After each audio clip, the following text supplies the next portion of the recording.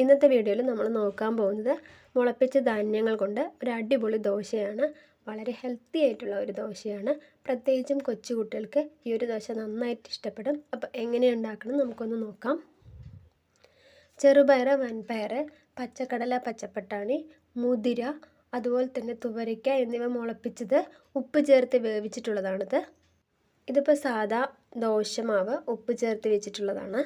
ഇനി ഇത് ദോശക്കല്ലിലേക്ക് ഒഴിച്ചു കൊടുക്കാം.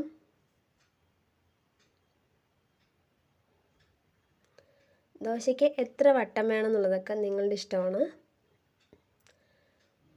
ഇനി ദോശയുടെ മേലെ കൂടെ നമ്മൾ മുളപ്പിച്ച് വെച്ച ധാന്യങ്ങളെല്ലാം തന്നെ ഇട്ട് കൊടുക്കുക.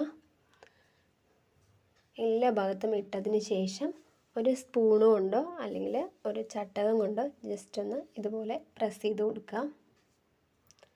ഇനി ഒരു സൈഡ് വെന്ത് കഴിഞ്ഞാൽ തിരിച്ചിട്ട് കൊടുക്കുക.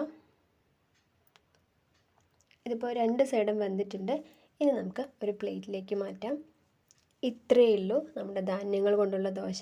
വളരെ ടേസ്റ്റിയാണ്, അതുപോലെ തന്നെ വളരെ ഹെൽത്തിയാണ്. അപ്പോൾ എല്ലാവരും ട്രൈ ചെയ്ത് നോക്കുക. പിന്നെ വീഡിയോ ഇഷ്ടമായിട്ടുണ്ടെങ്കിൽ എല്ലാവരും ഒന്ന് സബ്സ്ക്രൈബ് ചെയ്യുക, അതുപോലെ തന്നെ ലൈക്ക് ചെയ്യുക, ഷെയർ ചെയ്യുക. താങ്ക്